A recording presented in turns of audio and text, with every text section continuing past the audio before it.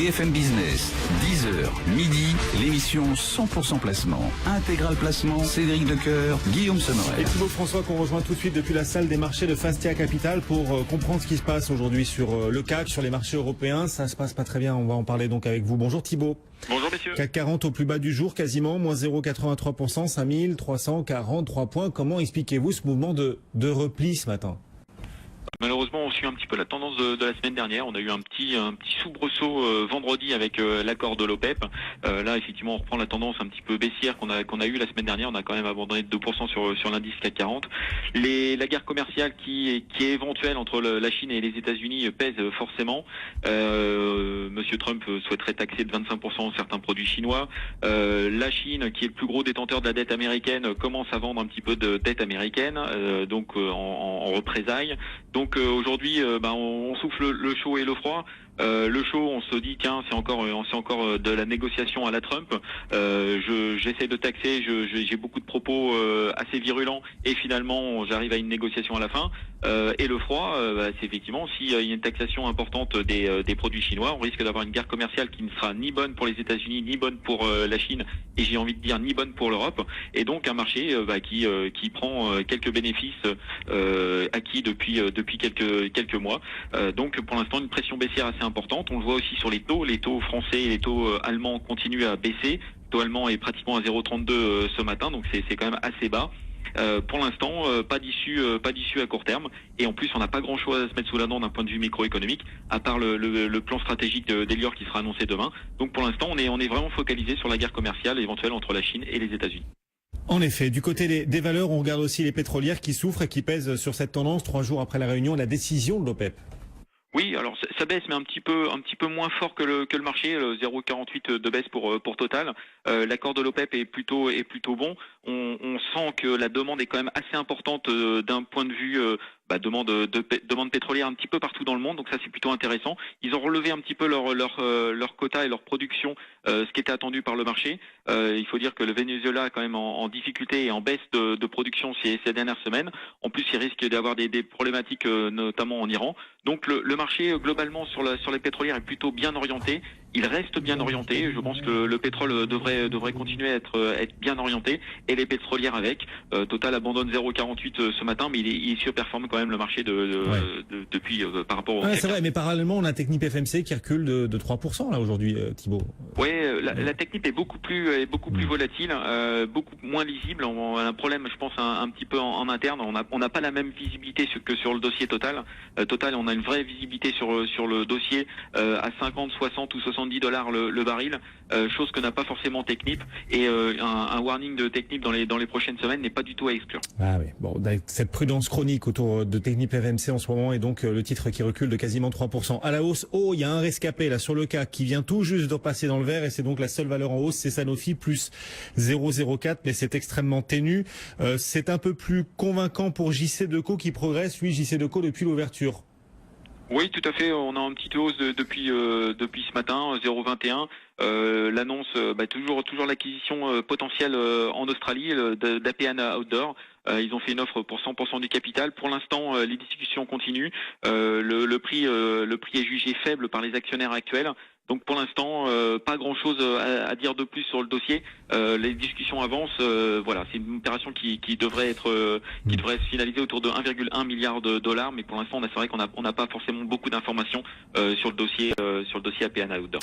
Bon, c'est la dernière semaine du semestre là qu'on est en train d'ouvrir, puisqu'on passera au deuxième semestre le week-end prochain. Donc lundi prochain, première séance de cette deuxième partie de l'année. Qu'est-ce que vous attendez du deuxième semestre boursièrement, puisque si on tire un bilan de ce premier semestre, on n'aura pas fait grand-chose finalement sur le CAC, les montagnes russes, mais finalement on est quasi stable par rapport au 1er janvier. Est-ce que vous attendez mieux ou pire peut-être du deuxième semestre qui va démarrer ?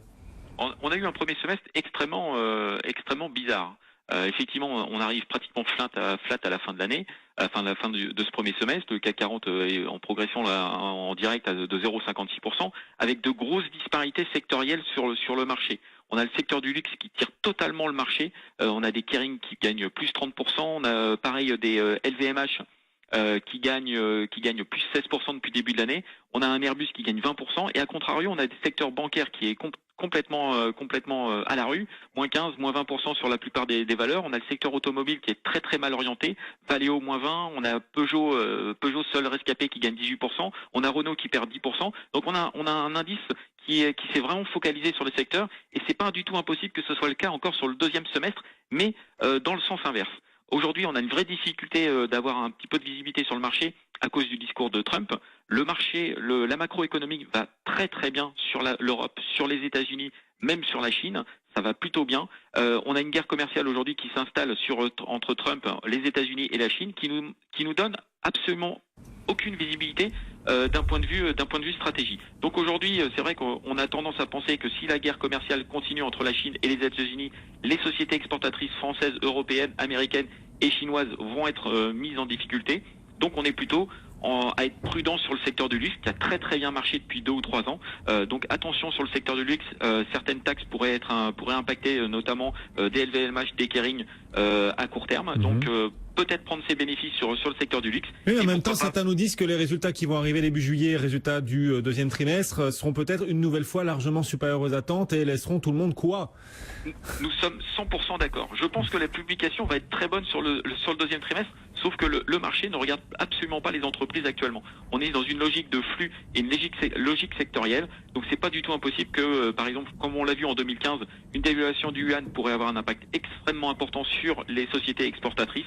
Donc attention à cette dévaluation du yuan qui pourrait intervenir sur le marché. Pourquoi pas comme il y a 3 ans, en plein mois d'août, autour du 15 août. Bon, et donc cette prudence sur le luxe, et par ailleurs vos choix plus positifs ou pas d'ailleurs pour le deuxième semestre à part le luxe? On a envie d'être contrariant. On pense que l'inflation est en train de revenir sur les marchés. Les taux devraient continuer à monter sur l'Europe, mais aussi sur les États-Unis. Donc pourquoi pas rejouer les banques qui sont très très mal valorisées aujourd'hui, qui ont vraiment sous-performé le marché depuis quelques mois. Donc les banques, et aussi on est appétant sur le secteur télécom, le secteur télécom qui ne va pas du tout jouer avec la partie devise et la partie exportatrice. Donc on est un marché franco-français sur le secteur télécom qui devrait être bien orienté, et on a une remontée des prix qui est assez progressive, mais qui est vraiment réelle sur le secteur télécom. Donc privilégier le secteur télécom sur le deuxième semestre. Merci beaucoup Thibaut François donc pour ce preview, comme on dit en bon français, sur les perspectives à venir pour le marché, vos choix d'allocation pour Fastia Capital. Bonne journée. Dans le reste de l'actualité, il y a encore une fois Air France et cette nouvelle crise, cette fois entre la direction et ses 2 principaux partenaires, KLM et Delta Airlines, également actionnaires. Ils refusent la nomination de Philippe Capron à la tête de la compagnie, mais surtout, ils souhaitent étudier de près le rapprochement avec Accor. Mathieu Pechberti, dites-nous tout sur ce dossier un peu à suspense. Oui, c'est une crise en coulisses, mais qui est bien réelle entre la direction d'Air France et ses 2 principaux partenaires. Alors évidemment, le néerlandais KLM, mais aussi et surtout Delta Airlines, qui est un des partenaires importants d'Air France et également actionnaire d'Air France depuis maintenant quelques mois.